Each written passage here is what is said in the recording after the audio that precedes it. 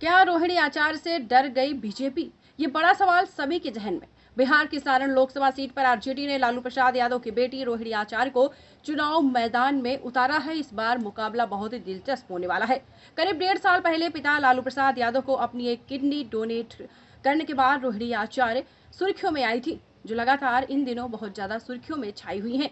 अब रोहिणी के सामने सारण की उस लोकसभा सीट को जीतने की चुनौती है, जहां से लालू पहली बार सांसद बने थे। लेकिन पिछले 2 चुनावों से इस सीट पर बीजेपी का कब्जा है। पिछले 2 सालों से बीजेपी कब्जा जमाए हुए है।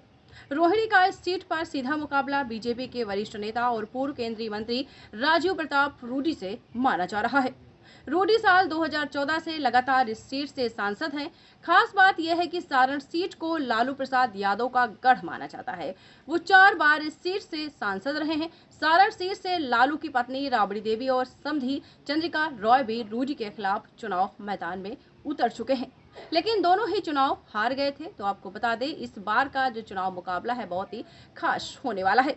लालू की बेटी रोहिणी आचार्य क्या जीत पाएंगी सारण का चुनाव? ये सभी लोगों के जहन में ये सवाल उठ रहा है। इस लिहाज से सारण सीट पर रूडी का मुकाबला लगातार लालू या उनके परिवार के किसी सदस्य से रहा है। इसी सिलसिले में अब लालू की बेटी रोहिणी आचार्य पहली बार चुनाव मैदान में उतरी है। तो देखना होगा कि इस बार का मुकाबला क्या होगा। रोहिणी आचार्य ने लगातार बताया है कि राजनीति मेरे लिए एक नई चीज नहीं है। मैं बचपन से यह सब देखती आई हूँ। मैं राजनीतिक परिवार से हूँ। माँ, पिताजी और भाई राजनीति में पहले से हैं, तो मुझे इसके बारे में पूरी नॉलेज है। दीक्षांत एडुटेक लाया है दीक्षांत ई लर्निंग ऐप। बने दीक्षांत का चैनल पार्टनर और अर्न करें लाखों रुपए प्रति महीने। चैनल पार्टनर बनने के लिए विजिट करें www.dikshant.com। हमारे YouTube चैनल को सब्सक्राइब और Facebook पेज को लाइक करना ना भूलें। धन्यवाद।